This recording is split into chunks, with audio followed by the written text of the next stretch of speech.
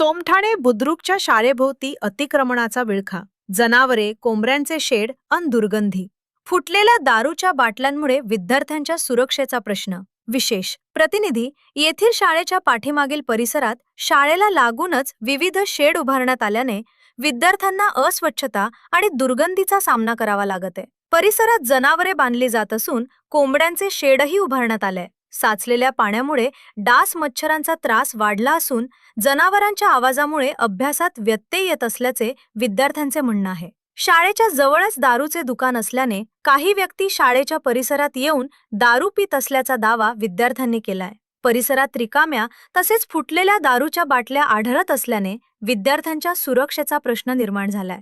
फुटलेल्या बाटल्यांच्या काचा परिसरात पडलेल्या असतात, त्यामुळे चालताना पायाला काच लागण्याची भीती वाटते, अशी व्यथा विद्यार्थ्यांनी व्यक्त केली. या परिस्थितीमुळे पालकांमध्येही नाराजी आहे. विद्यार्थ्यांचे आरोग्य आणि सुरक्षितता लक्षात घेता शाळेच्या परिसराची तातडीने पाहणी करून अतिक्रमण, अस्वच्छता आणि साचलेल्या पाण्याची समस्या दूर करावी, अशी मागणी पालकांनी केली आहे.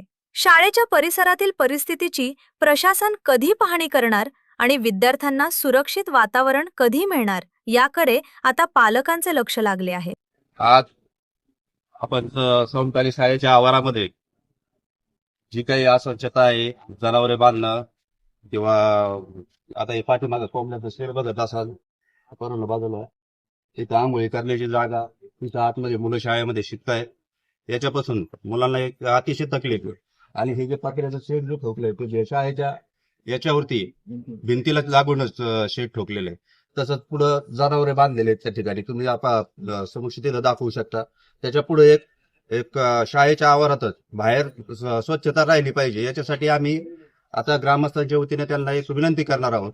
आणि तसं पत्र आम्ही शासनाच्या PWDचे अधिकारी यांना देखील देणार आहोत. शाळेचा आवार ते स्मशानभूमीपर्यंतची जेवढी शासकीय जागा आहे, ही सर्व शासकीय जागा खाली करण्यात यावी, अतिक्रमण मुक्त करण्यात यावी. याच्यासाठी ग्रामसभेमध्ये आम्ही तो ठराव मंजूर केलेला आहे.